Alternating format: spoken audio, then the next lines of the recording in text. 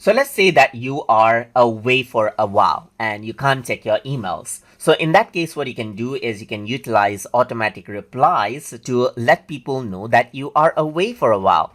So to do that, you can go around on to the settings by going around onto view and by going to view settings. And here you can go around onto the account section. So once you go around over here, you can see that after email accounts, the second option is automatic replies. And automatic replies can be for several emails. So I'm just going to go around and choose tututube at outlook.com and turn on automatic replies, as you can see.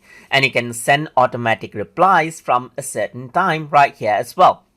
Or you can add in an automatic replies. So right now, automatic replies are on. That means whenever someone sends you an email, whatever you type right here is what you see. You can only send the replies to saved contacts as well. So you don't end up sending out replies to spam messages or someone that is unknown to you.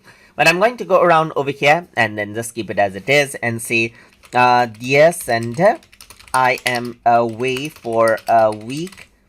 I will get back to you after that. Alright, so I can go around and simply add in this particular automatic reply right here. And you can send the automatic reply in a particular time as well. Let's say, for example, you're not away now, but you're away from a certain date and certain time right here. So you can go around and then select out certain date right here, certain time right here, just like this, and time as well.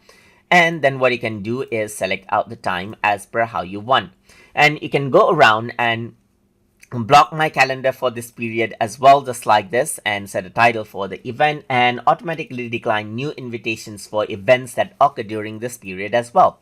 Apart from that, you can decline and cancel meetings during this period as well. And I'm just going to go around and click on save, and what happens is that automatic replies are turned on.